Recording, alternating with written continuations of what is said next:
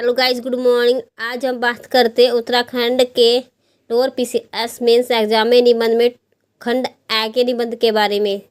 ये हमने आज निबंध लिखा है साहित्य और संस्कृति पर। और टॉपिक को शुरू करने से पहले यदि आपको बता दें, यदि आप चैनल पर नए हैं तो चैनल को सब्सक्राइब कीजिए। और टॉपिक वाइज सीरीज भी चल रही है 2:30 बजे, उससे आप अपने नोट्स प्रिपेयर कर सकते हैं आने वाली परीक्षाओं के लिए। और पीसीएस के मेंस में भी काफ़ी टॉपिक्स आपके उस सीरीज से क्लियर हो जाएंगे। बात करते हैं निबंध के बारे में। साहित्य और संस्कृति पर निबंध। किसी भी निबंध को शुरू करने के लिए उसकी भूमिका लिखी जाती है। भूमिका प्रस्तावना। भूमिका की बात करें तो किसी भी देश की पहचान उसकी संस्कृति और साहित्य से होती है। संस्कृति समाज की जीवन शैली, रीति रिवाज, परंपरा और आस्थाओं और मूल्यों का समुच्चय होता है, ताकि जिससे साहित्य और संस्कृति का जीवन का प्रतिबिंब एक दूसरे का प्रतिबिंब होते हैं। साहित्य और संस्कृति एक दूसरे के प्रतीक होते हैं। संस्कृति से ही कोई साहित्यकार किसी साहित्य की रचना भी कर पाता है। जहाँ साहित्य संस्कृति को व्यक्त किया जाता है, वहीं संस्कृति साहित्य को दिशा देती है। किसी भी संस्कृति में उसकी जीवन शैली, रूपरेखा, रीति रिवाजों का या पद्धतियों से उस साहित्य का निर्माण होता है। भारत जैसा विविधतापूर्ण देश में साहित्य संस्कृति का आपसी संबंध अत्यंत गहरा है। भारत धर्मनिरपेक्ष देश है और अनेक धर्म इसमें निवास करते हैं। साहित्य की परिभाषा, उसका स्वरूप। साहित्य का शाब्दिक करते हित की बातों का संग्रह। यह समाज के विचारों, भावना और संघर्ष संवेदनाओं का चित्रण करता है। कविता, कहानी, उपन्यास, नाटक, निबंध, आत्मकथा, जीवन यात्रा, वृत्तांत आदि साहित्य की विविध विधाएं हैं। साहित्य न केवल मनोरंजन का साधन है, बल्कि यह समाज में नैतिक मूल्यों का संचार करता है और जनमानस को एक सही दिशा भी प्रदान करता है। संस्कृति के स्वरूप की बात करें तो संस्कृति का संबंध मानव जीवन के उन सभी पहलुओं से है जो उसे एक विशेष पहचान देते हैं, जिसमें भाषा, कला, धर्म, खान पान, पहनावा, संगीत, वास्तुकला, लोक मान्यता, पारंपरिक ज्ञान शामिल होता है। संस्कृति समय के साथ बदलती रहती है और पीढ़ी दर पीढ़ी स्थानांतरित होती रहती है। भारत की संस्कृति विश्व की प्राचीनतम और समृद्ध संस्कृतियों में से एक है, जिसकी जड़ें वैदिक काल तक फैली हुई हैं। साहित्य और संस्कृति का आपसी संबंध क्या है? साहित्य और संस्कृति का रिश्ता आत्मा और शरीर जैसा होता है। जैसे शरीर के लिए आत्मा की आवश्यकता होती है, उसी प्रकार साहित्य को संस्कृति की आवश्यकता होती है। साहित्य संस्कृति को सहेजता है, संवारता है, पीढ़ियों तक पहुँचाने का कार्य भी करता है। साहित्यों के माध्यम से संस्कृति को पीढ़ी दर पीढ़ी बढ़ाया जाता है और समय के साथ उनमें कुछ परिवर्तन भी हो जाता है। जब हम किसी रचना को पढ़ते हैं तो उस समय की सामाजिक, सांस्कृतिक, राजनीतिक और धार्मिक परिस्थितियों का बोध होता है। जैसे कालिदास, तुलसीदास, कबीर, प्रेमचंद, रविंद्रनाथ टैगोर, महादेवी वर्मा जैसे महान साहित्यकारों की रचनाओं में तत्कालीन साहित्य की झलक स्पष्ट देखी जाती है। उदाहरण के तौर पर बात करते तो सुदामा की रामचरितमानस न केवल धार्मिक ग्रंथ है, बल्कि उस समय की संस्कृति, नैतिकता और पारिवारिक मूल्यों और समाज व्यवस्था का भी प्रतिबिंब है। इसी प्रकार प्रेमचंद की कहानियाँ, उपन्यास तत्कालीन ग्रामीण भारत की सामाजिक और सांस्कृतिक स्थिति के जीवन को जीवंत रूप में प्रस्तुत करती है। प्रेमचंद की अधिकतर कहानियाँ और उपन्यास ग्रामीण स्तर से जुड़े हुए हैं। भारतीय साहित्य में सांस्कृतिक विविधता। भारतीय विविध भाषा और बोलियों का देश है। यहाँ हिंदी, बंगाली, तमिल, मराठी, मलयालम, गुजराती, कन्नड़, पंजाबी आदि अनेक भाषाओं में समृद्ध रचा गया है। सभी साहित्यिक परंपराओं में स्थानीय संस्कृति, लोक कथाएं, धार्मिक आस्था और सामाजिक ढांचे को स्थान मिला है। लोक साहित्य और संस्कृति की बात करें, लोक साहित्य और संस्कृति का सबसे जीवंत रूप होता है। इसमें लोकगीत, लोक कथाएं, पहेलियाँ, कहावतें, मुहावरे, लोकोक्तियाँ शामिल होती हैं। ये काव्य या गद्य रूप में हो सकते हैं और आमजन की भाषा में होते हैं। लोक साहित्य हमें उस समाज की संस्कृति से परिचित करता है जिसे शास्त्रीय साहित्य प्राय नहीं छू पाता। लोक नृत्य, लोक संगीत, वेशभूषा और रीति रिवाज भी साहित्य में वर्णित होकर संस्कृति को संरक्षित करता है।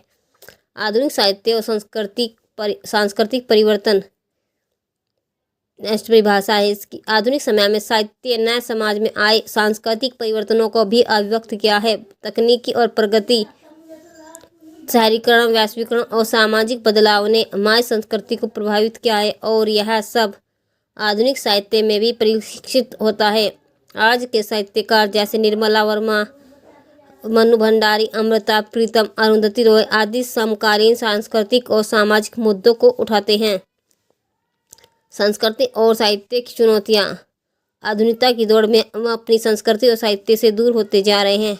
पाश्चात्य प्रभाव, वेस्टर्न कंट्रीज का प्रभाव, उपभोक्तावाद और भाषाई हीनता ने हमारी पारंपरिक सांस्कृतिक पहचान को खतरे में रुझान भी कम हुआ है। ऐसे में यह आवश्यक हो गया कि नई पीढ़ी को साहित्य और संस्कृति के महत्व से परिचित कराया जाए। उपसंहार, साहित्य और संस्कृति किसी भी राष्ट्र की आत्मा होते हैं। ये दोनों न केवल हमारी पहचान को सुरक्षित रखते हैं बल्कि हमें अतीत से जोड़ते हुए भविष्य की राह दिखाते हैं। साहित्य संस्कृति को संजोता है और सांस्कृतिक साहित्य को विषय वस्तु प्रदान करता है। अतः हमें अपने साहित्य संस्कृति को सहेजने, पढ़ने और प्रचारित करने का निरंतर प्रयास करना चाहिए ताकि हमारी भावी पीढ़ियाँ भी अपनी जड़ों से जुड़ी रहे। संस्कृति और साहित्य के टॉपिक का ये निबंध पूरा हुआ। अब नेक्स्ट निबंध की बात करते हैं। सामाजिक, राजनीतिक और आर्थिक विषय।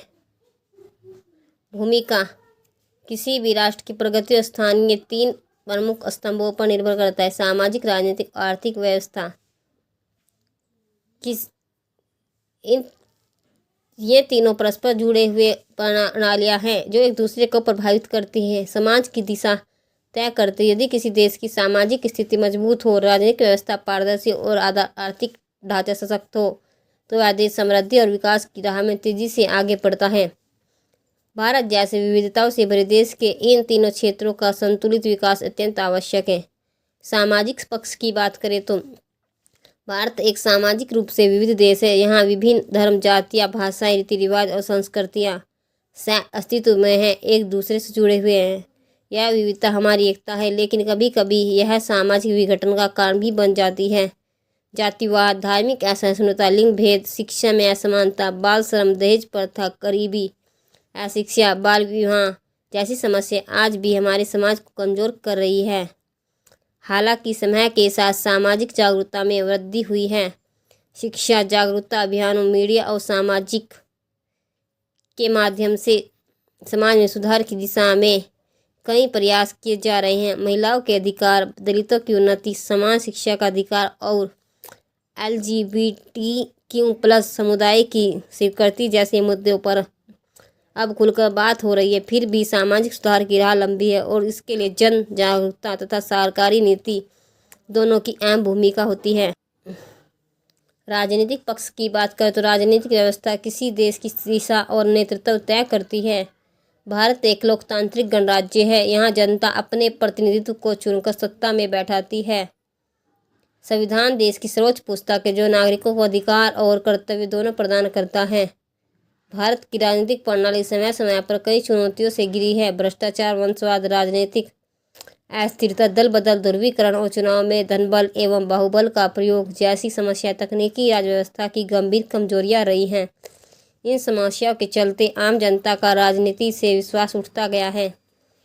हाल के वर्षों में चुनाव आयोग की शक्ति, सूचना का अधिकार, मीडिया की सक्रियता और न्यायपालिका की स्वतंत्रता से कुछ हद तक पारदर्शिता आई है।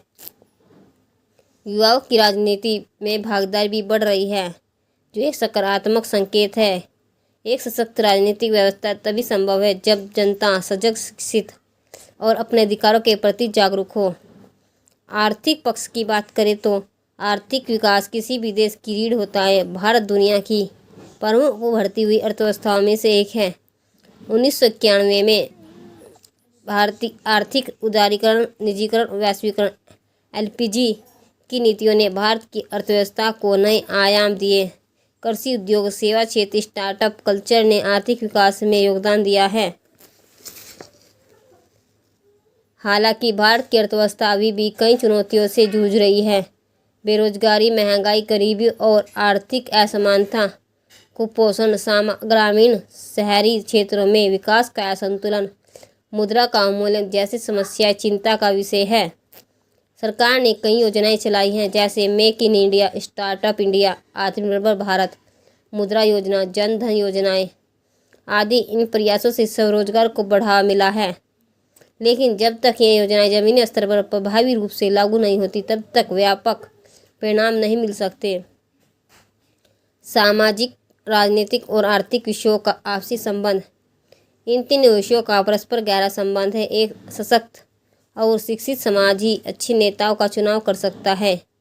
एक अच्छी मजबूत राजनीतिक व्यवस्था ही सही आर्थिक नीतियाँ बना सकती है, और एक मजबूत अर्थव्यवस्था ही सामाजिक उत्थान के लिए आवश्यक संसाधन उपलब्ध करा सकती है। उदाहरण के लिए, यदि शिक्षा और स्वास्थ्य में निवेश किया जाए, आर्थिक नीति की बात करें तो समाज अधिक सशक्त और जागरूक बनेगा, जो राजनीति में बेहतर भागीदारी करेगा। नवीन चुनौतियां और संभावनाएं। आज की दुनिया वैश्वीकरण, तकनीकी विकास और जलवायु परिवर्तन की चुनौतियों से जूझ रही है। इनका असर समाज, राजनीतिक और अर्थव्यवस्था तीनों पर पड़ रहा है। डिजिटल क्रांति ने इसका अवसर तो दिया, परंतु डिजिटल डिवाइड भी पैदा किया है। कृत्रिम बुद्धि यानी AI और ऑटोमेशन से रोजगार के स्वरूप में बदलाव आ रहा है। ऐसे में हम ऐसे समन्वित नीतियाँ बनानी होगी जो सामाजिक समता, राजनीतिक स्थिरता और आर्थिक समावेशित सुनिश्चित करें। उपसंहार की बात करें तो किसी भी देश की समग्र प्रगति के लिए आर्थिक, सामाजिक और आर्थिक क्षेत्र का समान रूप से सशक्त होना आवश्यक है। भारत जैसे विशाल और जटिल देश के लिए यह संतुलन और भी महत्वपूर्ण हो जाता है। हमें नागरिक के रूप में अपने कर्तव्यों को समझना होगा, राजनीति में सकारात्मक भागीदारी करनी होगी और आर्थिक संसाधनों का न्यायसंगत उपयोग सुनिश्चित करना होगा। तभी एक समावेशी, प्रगतिशील और भारत का सपना साकार कर पाएंगे। गाइस, वीडियो पसंद आई तो वीडियो को लाइक करना, चैनल को सब्सक्राइब करना, अपने दोस्तों के साथ शेयर करना। धन्यवाद।